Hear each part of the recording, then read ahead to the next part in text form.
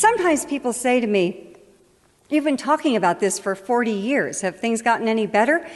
And actually, I have to say, really, they've gotten worse. Ads sell more than products. They sell values, they sell images, they sell concepts of love and sexuality, of success, and perhaps most important, of normalcy. To a great extent, they tell us who we are and who we should be. Well, what does advertising tell us about women? It tells us, as it always has, that what's most important is how we look. So the first thing the advertisers do is surround us with the image of ideal female beauty. Women learn from a very early age that we must spend enormous amounts of time, energy, and above all, money, striving to achieve this look and feeling ashamed and guilty when we fail. And failure is inevitable because the ideal is based on absolute flawlessness. She never has any lines or wrinkles. She certainly has no scars or blemishes. Indeed, she has no pores.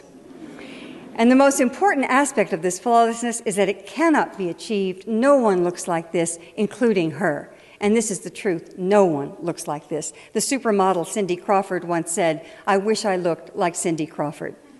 She doesn't. She couldn't, because this is a look that's been created for years through airbrushing and cosmetics, but these days it's done through the magic of computer retouching.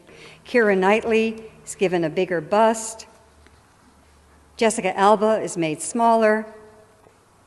Kelly Clarkson, well, this is interesting. It says slim down your way, but she in fact slimmed down the Photoshop way.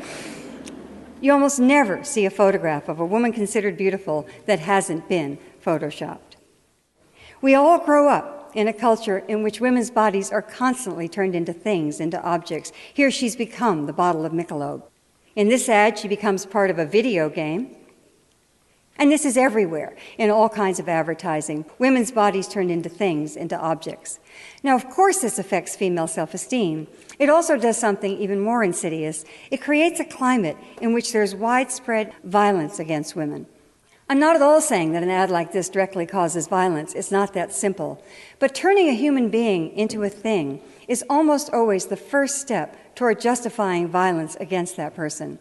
We see this with racism. We see it with homophobia. We see it with terrorism. It's always the same process. The person is dehumanized, and violence then becomes inevitable. And that step is already and constantly taken with women. Women's bodies are dismembered in ads, hacked apart. Just one part of the body is focused upon, which, of course, is the most dehumanizing thing you could do to someone. Everywhere we look, women's bodies turned into things and often just parts of things.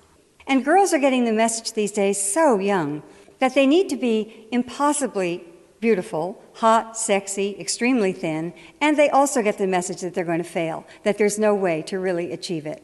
Girls tend to feel fine about themselves when they're 8, 9, 10 years old, but they hit adolescence and they hit a wall. And certainly part of this wall is this terrible emphasis on physical perfection. So no wonder we have an epidemic of eating disorders in our country and increasingly throughout the world. I've been talking about this for a very long time, and I keep thinking that the models can't get any thinner, but they do. They get thinner and thinner and thinner. This is Anna Carolina Reston, who died a year ago of anorexia, weighing 88 pounds, and at the time she was still modeling. So the models literally cannot get any thinner. So Photoshop is brought to the rescue. There are exceptions, however. Kate Winslet has been outspoken about her refusal to allow Hollywood to dictate her weight. When British GQ magazine published this photograph of Winslet, which was digitally enhanced to make her look dramatically thinner, she issued a statement that the alterations were made without her consent. And she said, "I don't look like that, and more importantly, I don't desire to look like that. I can tell you that they've reduced the size of my legs by about 1/3. Bless her heart. So what can we do about all of this? Well, the first step is to become aware, to pay attention, and to recognize that this affects all of us. These are public health problems that I'm talking about.